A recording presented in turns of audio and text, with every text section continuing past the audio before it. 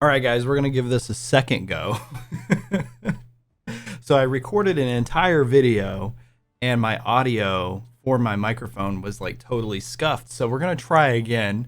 As you guys know, I use an Electro RE20 and this thing is just so finicky if you adjust it or move it or do anything like that. But yeah, so if you guys have been living under a rock of some sort, which, you know, we all get busy with our lives and it's sometimes hard to keep up with.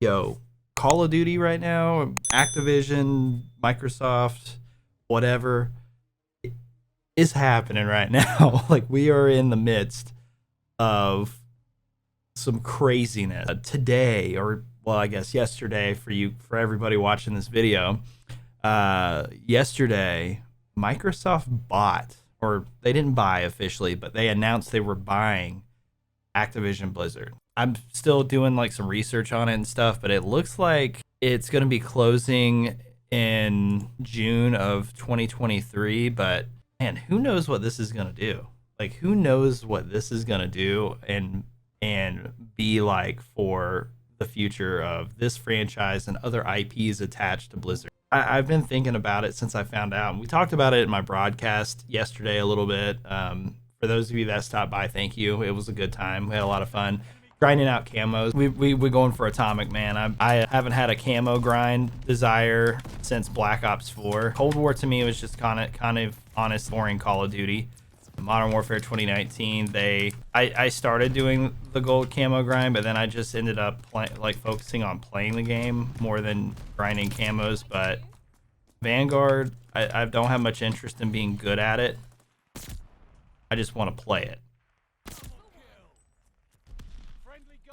What were those guys doing? They were just sitting there like, oh, hi, you just shoot me in the back of the head. This new world of gaming we're walking into going into the new year is kind of wild to think about. We got Microsoft buying Activision. A big thing we were talking about yesterday was, what is this going to do to the franchise? What does this mean for COD? What does this mean for really any of these games?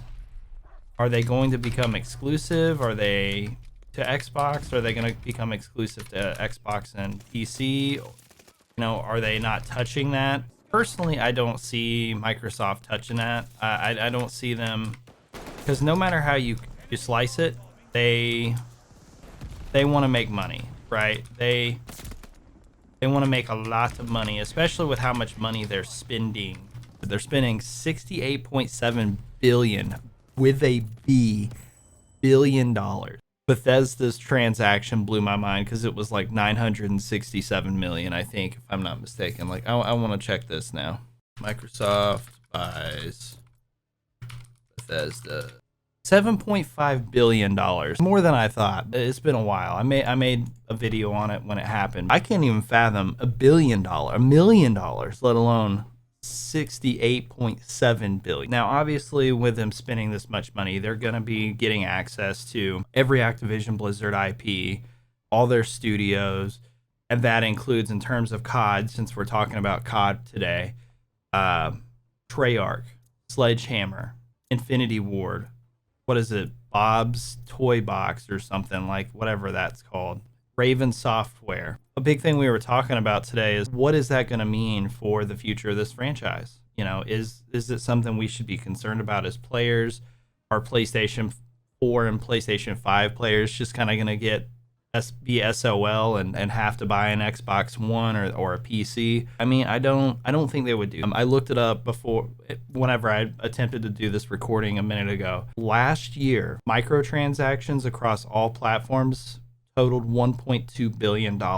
They make way too much money to be like, yeah, we're pulling the plug on PlayStation. They make way too much money to do that. Personally, I don't think that anybody has anything to worry about there. I don't think that's going to happen.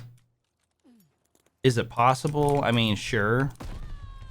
But I really think that would be a stupid move. And something like some of the viewers were saying, it's like, well, they wouldn't spend that much money to not be exclusively own it.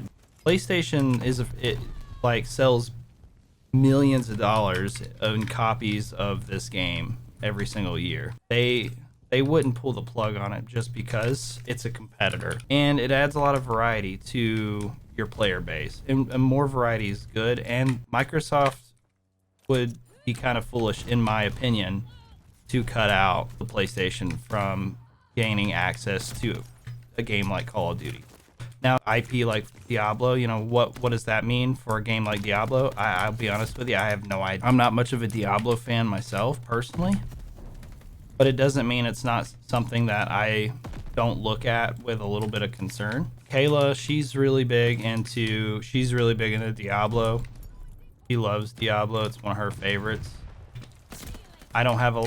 Oh, I saw that too late. She really enjoys Diablo. Me, I don't know a whole lot about it or the lore of it or even really anything about it, actually. I've never really played it.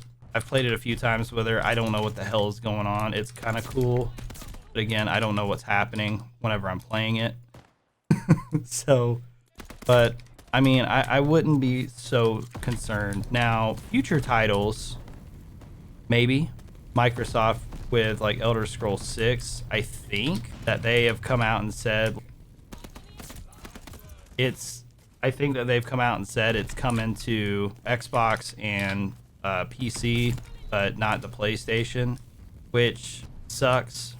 And the concern that I have too, truthfully, if I'm being completely honest, my only real concern I have is, are they going to continue to support mods? We were talking about this today though with the chat, and I don't think it's something that anybody's going to have to really necessarily worry about, at least for the foreseeable future, like with Modern Warfare 2022 or Modern Warfare 2 or whatever the hell they're going to call it. I think at least for the next COD, we're going to get it on every single platform.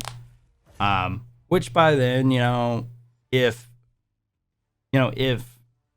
it is a concern, oh, my game crashed. We were talking about issues, like how Call of Duty still has issues. Like, that's still one of the things, how the kill cam is broken. There's so many bugs and glitches with this one. I've just really changed my perspective on playing Call of Duty and just modern COD. It's just, I don't think we'll ever fully return to those glory days, as we call them, us old boomer COD players call it. But I think that's the other thing too. I'm trying to be really positive in looking at this Microsoft acquisition as an opportunity for Microsoft to step into a studio or to a publisher that's really, really struggling with not just the game in general, like not just making games, but also just their relationship with their community. I feel Blizzard and Activision has been so disconnected for so long from the people that made them what they are.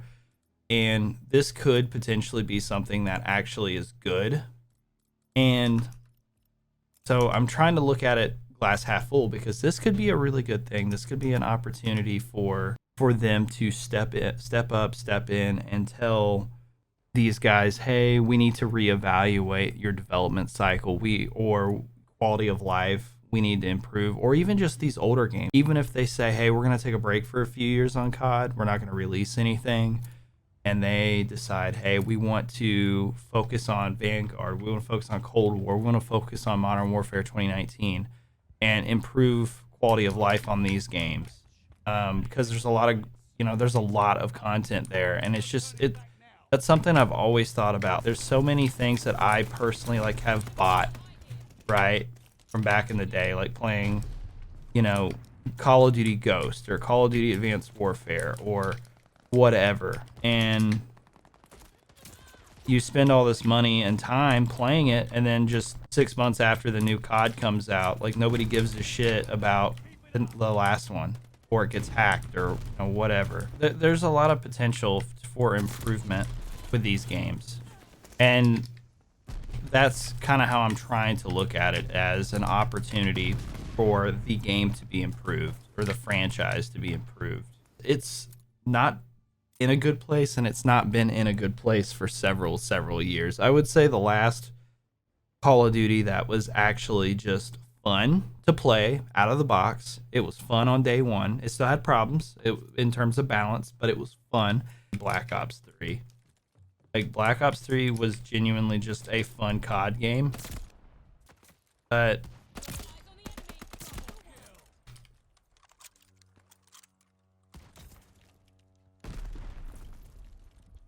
Recon mission ready. Find the bug. Double kill. Strafing run ready for Vector. We're in the lead. Here comes my recon aircraft. Recon sweeping the sector. ooh, got a little feed going. We're breaking their back.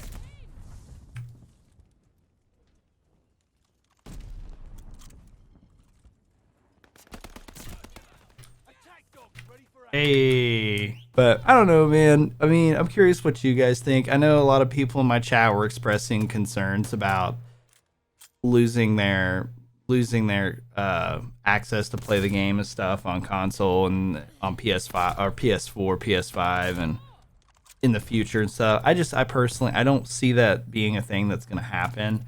They just make too much money. Like, Activision makes way too much money for Microsoft to come in and just be like, all right, we're going to kill off a whole branch of this game title.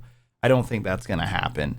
I think we're safe there. I don't think that's going to be a concern, at least for Modern Warfare 2022 or COD 2022.